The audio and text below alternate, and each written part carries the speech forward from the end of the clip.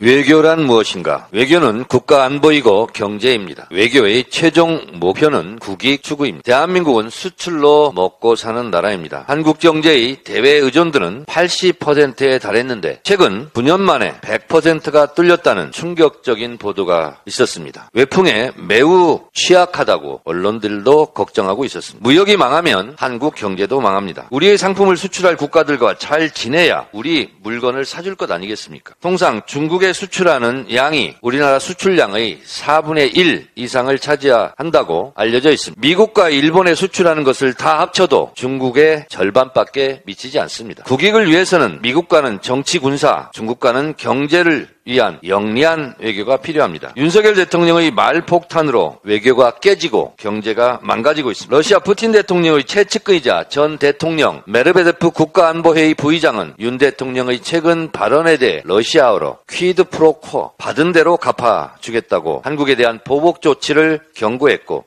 중국은 부용치외 말참견을 허용하지 않겠다. 영어식 표현으로 shut up, 입 닫으라는 거친 언사를 쓰며 러시아, 중국 공이 한국에 대한 정치, 경제적 보복 조치를 숨기지 않고 있습니다. 대한민국은 무역이 주요 성장 동력인 개방형 통상국가입니다. 2021년 문재인 정부 시절 기준 세계 무역 순위 8위, 수출 순위 7위, 무역 수지 18위였던 대한민국이 2022년 무역 수지 무려 198위로 180계단이나 추락했습니다. 여러분, 이게 믿어지는 수치입니까? 윤석열 정권 출범 후 경제 폭망으로 가고 있습니다. 이미 올해 1분기 대중국 무역 수지 적자가 78억 5천만 달러, 하나로 10조 3,800억 원입니다. 이래서야 나라가 유지되겠습니까? 군사 독재 정권 타도하자의 대상이었던 노태우 정권이 그래도 북방 외교만큼은 잘했다고 평가합니다. 윤석열 정권은 북방 외교를 다 망가뜨리고 있습니다. 피땀 흘려 이룩한 한국 경제가 사기꾼 정권에 농락당해서는 안 됩니다. 정권은 짧고 경제는 영원합니다. 김대중 대통령은 살아생전에 국익을 위해서는 악마와도 손잡아야 한다고 했는데 윤석열 대통령은 국익을 해치려 왜곡을 돌며 국익 망치기, 도장 깨기 하고 있는 중입니까? 대통령은 외교의 최후의 보루입니다. 외교적 수사는 술자리 언사가 아닙니다. 대통령의 아무 말 잔치가 본인은 순간 시원할 수 있어도 나라 경제와 안보를 수렁으로 빠뜨리고 있습니다. 국제관계는 힘의 질서입니다. 윤석열은 바이든이 아닙니다. 바이든 흉내내게 하고 있습니까? 무식하면 용감한 것이 아니라 무식하면 무모하고 국가적 재앙을 부른다는 것을 명심하십시오. 생각이 짧으면